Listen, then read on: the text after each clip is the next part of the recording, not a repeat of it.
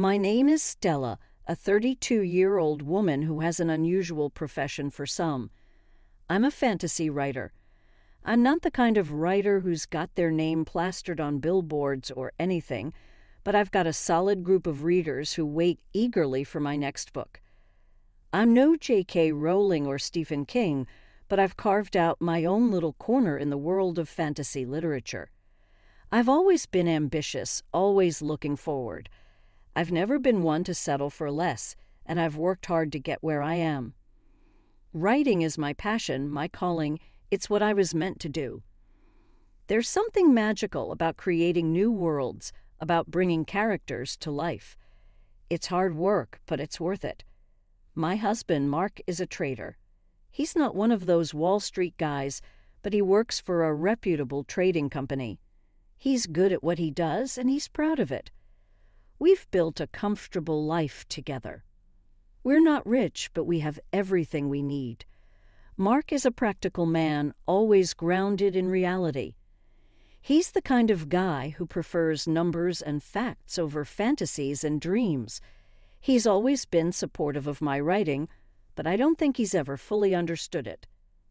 Lately, he's been distant, more interested in his phone than in me. I've tried to talk to him about it, but he just brushes me off. Then there's my sister Lily. She's 22, a whole decade younger than me, and she's still in college. Lily is studying to be a psychologist. She's always been fascinated by the human mind, by what makes people tick. She's bright, ambitious, just like me. I've always been proud of her, always supported her. I've even been paying for her tuition. I thought we had a strong bond, but I was about to find out just how wrong I was. My parents, they're simple, hard-working people. They've always done their best to provide for us. They're not perfect, but they're my family. They've always been there for me through the ups and downs. I could always count on them, or so I thought. Life was going okay, I guess. I was busy working on my next book, juggling household chores, and trying to keep my marriage from falling apart. I was stressed, sure, but I thought it was just a phase, something we'd get through. Mark and I began to move away from each other. Each day was the same. He'd return from work tired and irritable, his briefcase slapping against the wooden floor as he tossed it aside. His fingers would dance over his phone screen, a silent orchestra playing a tune only he could hear. Our conversations had been replaced by the dull hum of the television and the rhythmic tap of his thumb on the phone screen. "Mark, could you lend a hand with the dishes?" I asked one evening, my voice echoing in the kitchen. My fingers were pruned from washing, and my back ached from hunching over the sink. My day had been consumed by crafting fantastical worlds, my mind teetering on the edge of reality and imagination. "In a bit, Stella," he replied, his eyes never leaving the glowing screen. His voice was distant, as if he was in another world, a world where I didn't exist. "But I've been working all day, too," I protested. My words fell on deaf ears. His attention was elsewhere, swallowed by the digital vortex in his hands. Our conversations, once filled with laughter and shared dreams, had morphed into verbal duels. "You just don't understand, Stella," Mark would snap, his face contorting into a mask of frustration. His knuckles would turn white as he gripped his phone, his anger palpable. I'd stand there, rooted to the spot, my heart pounding in my chest. This wasn't the man I had fallen in love with. One evening, after a particularly grueling day of weaving tales and meeting deadlines, I found myself in the kitchen stirring a pot of spaghetti. A wave of dizziness washed over me, the room tilting on its axis.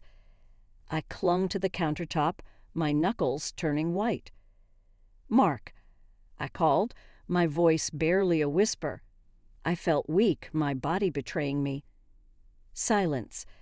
I turned, my vision blurring at the edges. He was there on the couch, his phone, his constant companion, in his hand.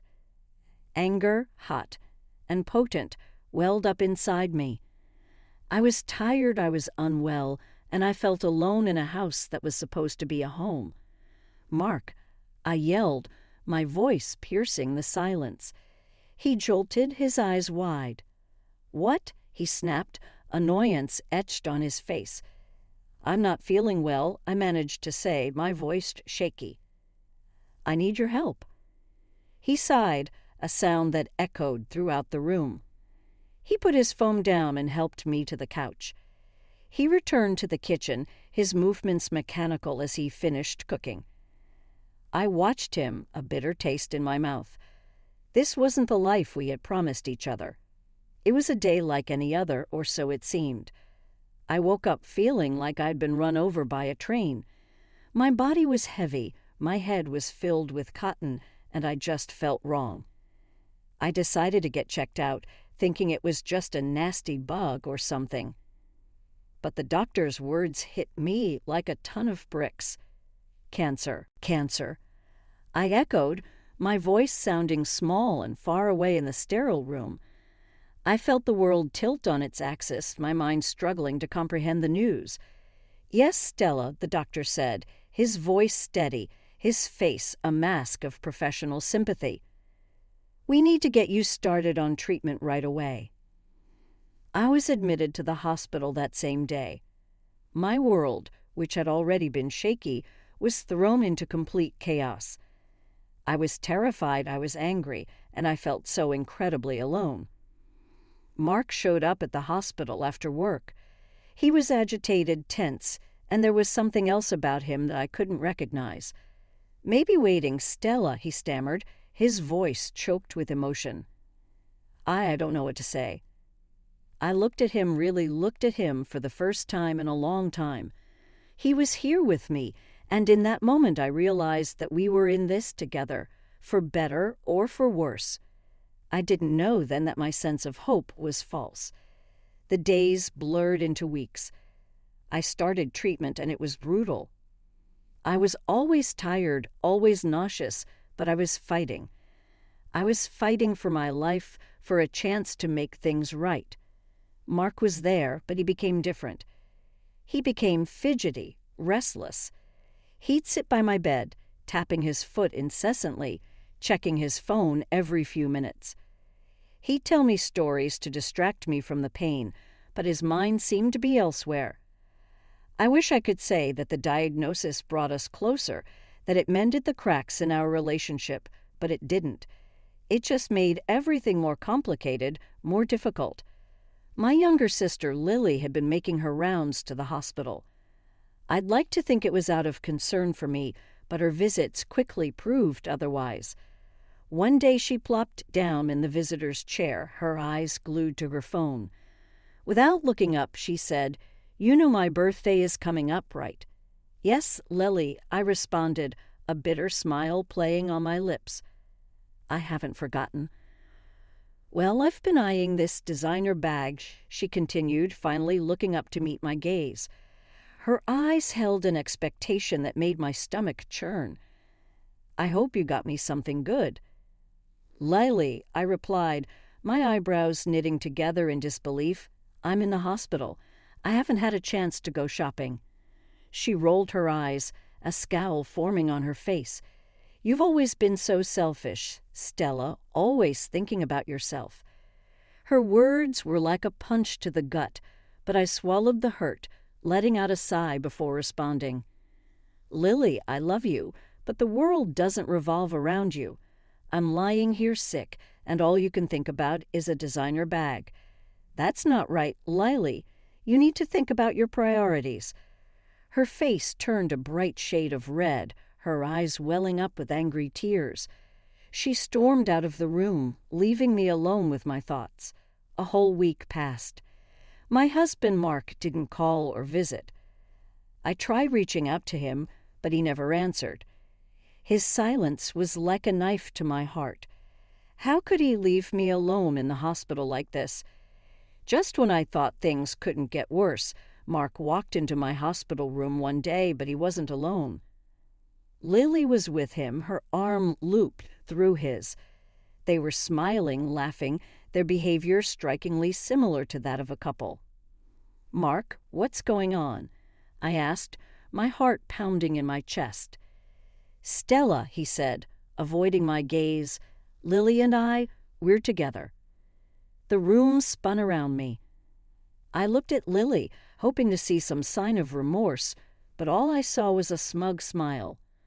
"Yes, Stella," she said, her voice dripping with arrogance. "Mark and I are together." I felt a wave of anger wash over me, but instead of lashing out, I took a deep breath and said, "You're both adults and you can make your own decisions, but you both betrayed me and I won't stand for it."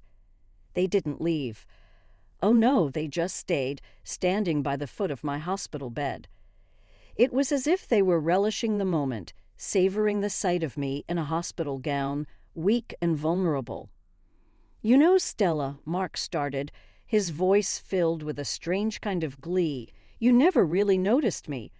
Always had me doing the chores, never really cared about what I wanted." I looked at him, my eyes narrowing. "Is that so?"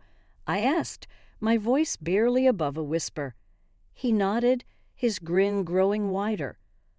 "Oh yes, but Lily here, she's different. She understands me, supports me." Lily was smiling too, her eyes twinkling with a cruel kind of joy. "That's right, Stella," she chimed in. "I'm not like you. I care about Mark." I felt a wave of anger wash over me, but I pushed it down. I wasn't going to give them the satisfaction of seeing me lose control. "What do you want, Mark?" I asked, my voice steady. He reached into his pocket and pulled out a set of papers. "Divorce papers," he announced, tossing them onto my bed. "I think it's time we ended this charade, don't you?" I picked up the papers, my eyes scanning over the words. Divorce. So this was it. This was the end. I reached for a pen and signed the papers, my hand steady. Mark looked surprised. "That's it?" he asked, his voice filled with disbelief. "You're not going to fight it?" I shook my head, tossing the papers back at him. "No, Mark, I'm not going to fight it. You and Lily deserve each other." Lily let out a laugh, a cruel, mocking sound. "Well, Stella," she said, her voice dripping with sarcasm, "at least now I get to live in your house." I felt a pang of hurt, but I didn't let it show. "Get out," I said, my voice cold. "Both of you, get out of my room." They left, their laughter echoing down the hallway. As soon as they were gone, I reached for my laptop. I logged into my bank account and canceled the tuition payment I had made for Lily's college. She wanted to betray me, fine, but she wasn't going to do it on my dime. Next, I blocked our shared bank account. Mark had made it clear that he didn't want to be with me anymore, fine, but he wasn't going to get access to my money. Finally, I called my lawyer. "I need you to prepare the documents for the division of property," I said, my voice steady. "Mark and I are getting a divorce." My lawyer was silent for a moment, but then he said, "I'm sorry to hear that, Stella. I'll get everything ready as soon as possible." As I hung up the phone, I felt a strange sense of relief wash over me. I was free from Mark, free from Lily, free from their betrayal. It was a bitter kind of freedom, but it was freedom nonetheless. But I wasn't going to let them break me. I was stronger than that.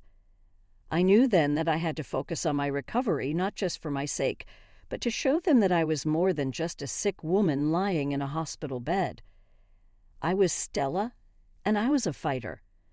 The hospital room was a whirlwind of activity. Doctors and nurses bustled about, their voices a constant hum in the background.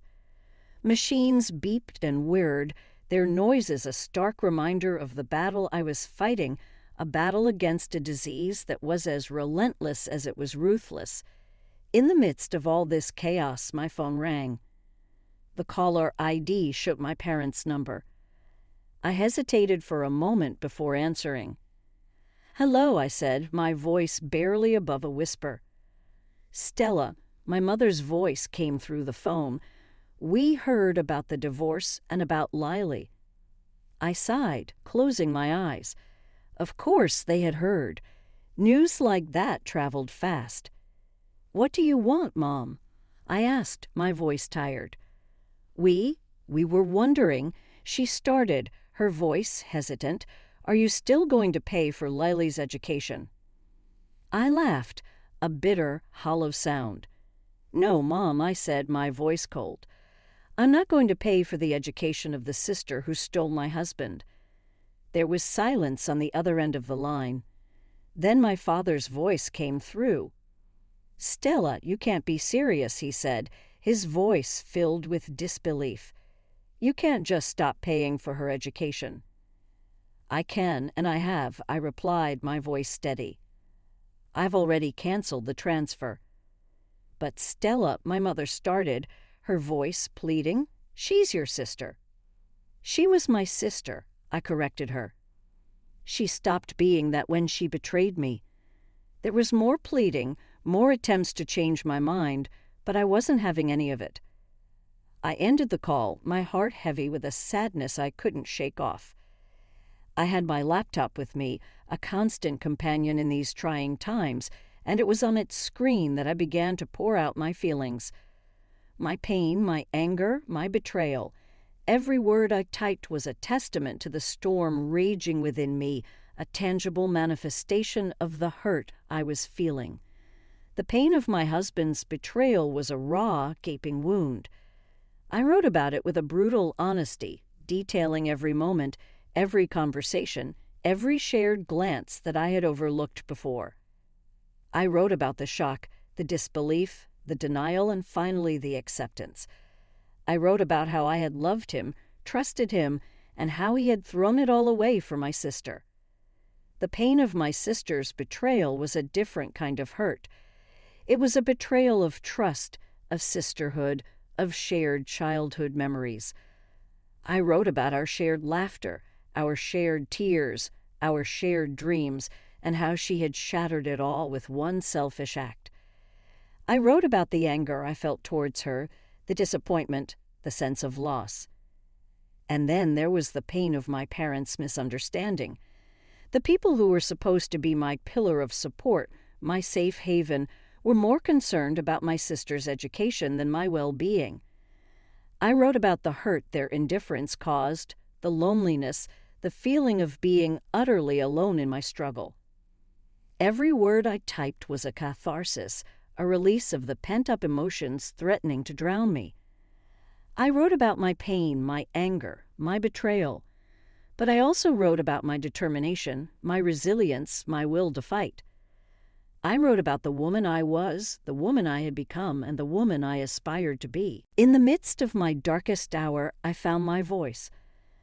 I found a way to channel my pain into something creative, something powerful. I was no longer just a woman battling a deadly disease. I was a woman with a story to tell, a story of betrayal and resilience, of pain and strength. And so I wrote. I wrote until my fingers ached, until my eyes grew heavy with fatigue. I wrote until the words stopped coming, until I had poured out every last bit of my heart onto the pages of my book. As I closed my laptop, a sense of calm washed over me. I had done it. The sterile silence of the hospital room was shattered when the door burst open. In stormed Mark and Lily, their faces twisted into masks of rage and disbelief. Their appearance was a stark contrast to the clinical white of the room, a violent disruption to the quiet hum of the machines monitoring my vitals. "What the hell, Stella?" Mark's voice echoed in the room, his words hanging in the air like a toxic cloud. He was waving a piece of paper in his hand, a bank statement that showed the halted payments for Lily's tuition. I looked at him, my eyes cold and unyielding. "It's a bank statement, Mark," I replied, my voice steady even as my heart pounded in my chest. "You're a smart man, you can figure out what it means." His face reddened, his jaw clenching in anger. "You stopped the payments for Lily's tuition," he accused, his voice filled with outrage. "You can't do that." The sound of my laughter cut through the tension in the room. It was a harsh, bitter sound devoid of any real humor.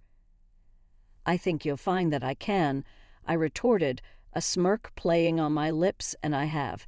"You two will have to sort out your own finances now." Lily, who had been standing silently by Mark's side, finally found her voice. "Stella, I need that money," she pleaded, her eyes wide with desperation. "I can't finish my degree without it." I turned my gaze to her, my eyes hard. "Well, Lily," I replied, my voice icy, "you should have thought about that before you decided to betray me. Actions have consequences." Mark was fuming now, his fists clenched at his sides. "You can't do this to us, Stella," he growled, his voice low and threatening. I raised an eyebrow, unfazed by his anger. "I think you'll find that I can," I told him, my voice calm and steady. "And just so you know, I'm selling our house, so I suggest you start looking for a new place to live." The room fell into stunned silence, the only sound being the steady beep of the heart monitor. Mark and Lily stood there, their faces a picture of shock and disbelief. The reality of their situation was finally sinking in. Without another word, they turned and left, their footsteps echoing down the hospital corridor. The door closed behind them with a soft click, restoring the room to its previous silence. As I settled back into the hospital bed, a sense of relief washed over me. I had done it. I had stood up to them, stood up for myself. It was a small victory in the grand scheme of things, but it was a victory nonetheless. And as I closed my eyes, a small smile played on my lips. I was taking control of my life again, and it felt good. Months had passed since the confrontation with Mark and Lily. The bitterness of their betrayal had faded, replaced by a sense of peace and contentment I hadn't felt in a long time. I was cancer-free, the disease that had once threatened to take everything away from me now just a distant memory. I sat in my new house, a quaint little place that I had bought with the profits from my book. It wasn't as grand as the house I had shared with Mark, but it was mine. Every inch of it was a testament to my survival, my victory. My book, a tell-all about my journey, was a hit. People loved it, and the royalties were rolling in. I had even been featured on a couple of talk shows, sharing my story with the world. It was surreal, the way my life had turned around. One day, as I was sipping coffee in my kitchen, the doorbell rang. I opened the door to find Mark standing there, looking lost and defeated. He had lost weight, his clothes hanging loosely on his frame. "Stella," he started, his voice shaky. I need to talk." I looked at him, my eyes showing no sympathy. "What is it, Mark?" I asked, my voice devoid of any warmth. He swallowed, his Adam's apple bobbing in his throat. I messed up, Stella," he confessed, his eyes downcast. "Lily and we broke up. She's moved back in with your parents." I couldn't help but feel a sense of satisfaction. Karma had finally caught up with them. "And why should I care, Mark?" I asked, my voice cold. He looked up at me, his eyes pleading. I just wanted to apologize, Stella," he said, his voice barely above a whisper. I'm sorry." I stared at him for a moment, taking in the sight of the man who had once meant the world to me. He was a shadow of his former self, broken and defeated, but I felt no pity for him. "Your apology means nothing to me, Mark," I told him, my voice firm. "You made your bed, now lie in it." With that, I closed the door in his face, leaving him standing on the porch. I returned to my kitchen, my coffee now cold, but I didn't care. The sweet taste of victory was far more satisfying. As I sat there sipping my cold coffee, I couldn't help but smile. I had come out on top, stronger and happier than ever. I had survived the betrayal, the disease, and come out the other side a better person. I had tasted victory, and it was sweet. I had won. And as I looked around my new house, my new life, I knew that I had finally found my peace. I was content, happy, and for the first time in a long time, I was truly free. And so my story ends here, not with a bang, but with a quiet sense of satisfaction. A victory not just over my disease, but over the people who had tried to bring me down.